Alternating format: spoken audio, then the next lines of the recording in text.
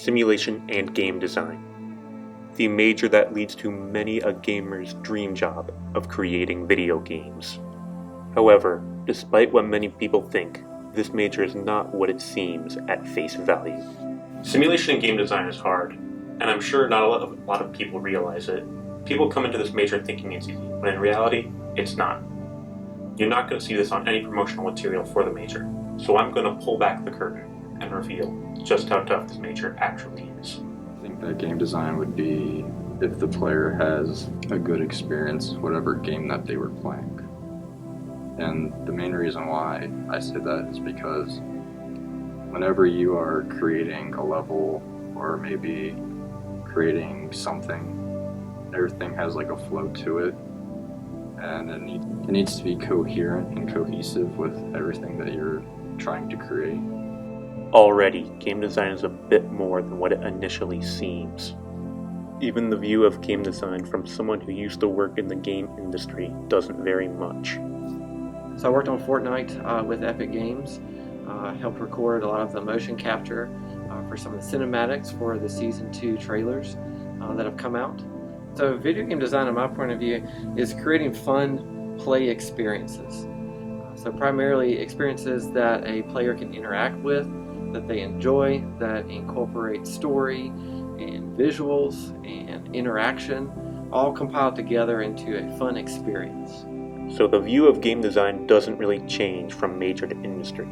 But maybe you want to pursue this anyway because you're passionate about playing video games. The misconception would be that people don't know what game design really is until they get into it. There's a lot of people that enjoy playing games but don't know what it all takes to develop games. It's a lot of hard work. It's a lot of good communication between artists, designers, and programmers in order to make a cohesive game that works, that's fun to play, that's visually appealing, that also has an engaging story.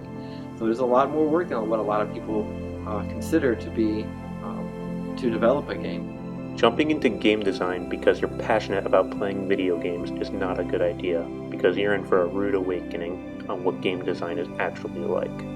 However, there are ways you can prevent that from happening. The advice that I would give the students would be to dig deeper into whatever you want to do, because that would also give you a more broad sense as to what you can do as to whereas you can't do. So what I would suggest for students or anybody coming into the game industry is to be a lifelong learner. This is an industry that's highly involved with the technical side of tools and software and control schemes that the players interact with. But every 3 to 6 months, software and technology changes, so you have to keep up with the new trends. You have to stay on point with what the current industry is doing and what the industry is going to be like in a year from now. We take a lot of things for granted in games, and in simulation and game design, you learn those things that you take for granted.